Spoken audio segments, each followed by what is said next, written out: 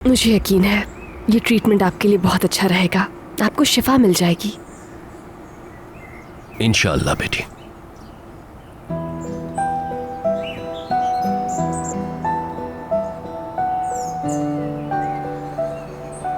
रेहान, तुम खुश हो ना बेटी आमिर के साथ?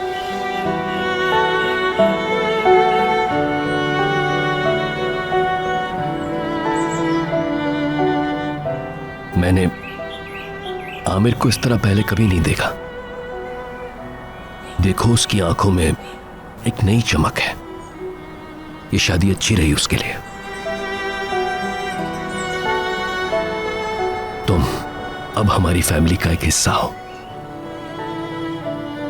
अब मैं सुकून से मर सकूंगा। ऐसी बातें नहीं करें बाबा जान। नहीं करता, ठीक है। मेरे ख्याल से अंदर चलते हैं, ठंड बढ़ रही है बाहर।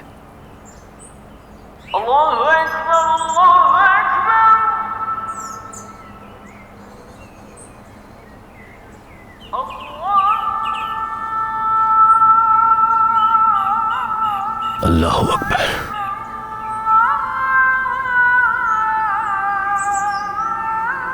कल चरागा है ना? वो भी बहुत खुश होती थी चरागा की रात को। कौन? मरियम आपा।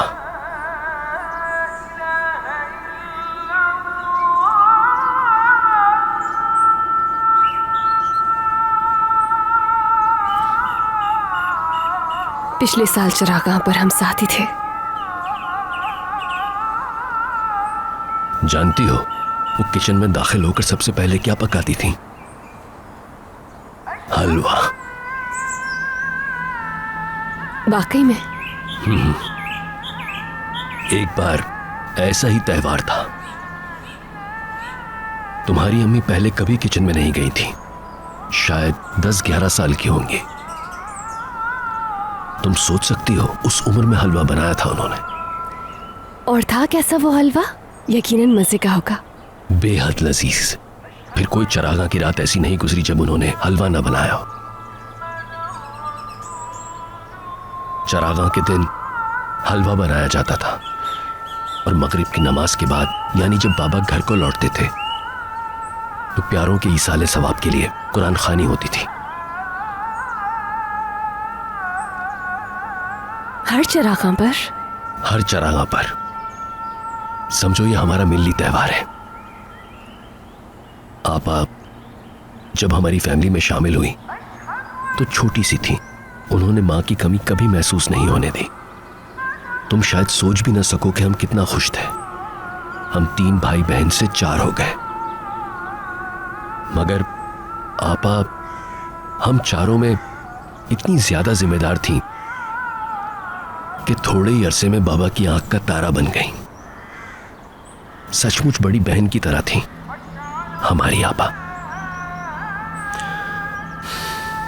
जन्नत में उनका आला मकाम होगा इंशाअल्लाह। आमीन। देखो बात कहां से कहां पहुंच गई। आपा मरूमा तक आ गई।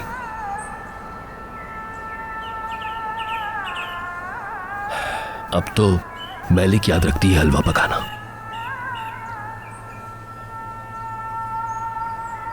क्यों ना हम कल आपा के इसाले सवाब के लिए दुआ रख लें? हाँ, कल चरागा का मौका है ना। कल ही? कारी साहब मिल जाएंगे कोई? हाँ हाँ मिल जाएंगे।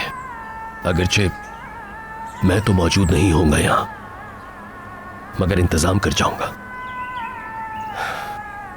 आदम से बात कर लूंगा। मेरी दरखास्त वो कभी रद्द नहीं करते। मैलिक आपा इस बार भी हलवा बनाना नहीं भूलेंगी। पिछले चरागा पर भी बनाया था उन्होंने। बिल्कुल बिल्कुल नहीं भूलेंगी। अच्छा तो बेटी आमिर को कॉल करो जरा, कहना जल्दी घर आ जाए। जाने से पहले कुछ जरूरी चीजें देना चाहता हूं उसे मैं।